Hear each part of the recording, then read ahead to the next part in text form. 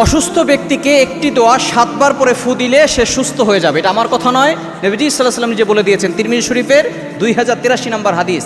অনেক সময় আমাদের কাছের মানুষগুলো অসুস্থ হয়ে পড়ে এবং সুস্থতাও একটা আল্লাহর নিয়ামত, অসুস্থতাও আল্লাহর নিয়ামত। এই জন্য অসুস্থ হলে আপনি ভেঙে পড়বেন না, কিন্তু অনেক সময় দেখা যাচ্ছে বড় জটিল ও কঠিন রোগে আক্রান্ত হয়ে পড়ে।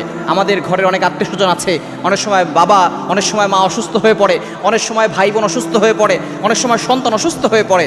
নবীজি সাল্লাল্লাহু আলাইহি ওয়াসাল্লাম জানিয়ে দিয়েছেন এই ছোট্ট দোয়াটা যদি অসুস্থ ব্যক্তির পাশে 7 বার পরে ফু দিতে পারে, তাহলে যদি তার মৃত্যু না থাকে আল্লাহ পাক রব্বুল আলামিন তাকে সুস্থ করে দিবেন।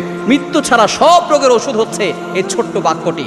যখনই কোনো ব্যক্তি অসুস্থ হবে, অসুস্থ ব্যক্তিকে আপনি দেখতে যাবেন, কারণ নবীজি সাল্লাল্লাহু আলাইহি ওয়াসাল্লাম অসুস্থ ব্যক্তিকে দেখতে যেতেন। আপনি যখন অসুস্থ ব্যক্তিকে দেখতে যাবেন, এটা হচ্ছে একজন মুসলমানের আরেকজন মুসলমানের হক।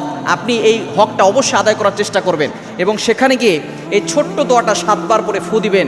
যদি তার মৃত্যু না থাকে আল্লাহ তাআলা তাকে সুস্থ করে দিবেন। নবী সাল্লাল্লাহু আলাইহি ওয়াসাল্লাম নিজে বলে দিয়েছেন, তিরমিজি শরীফের 2083 নম্বর হাদিস।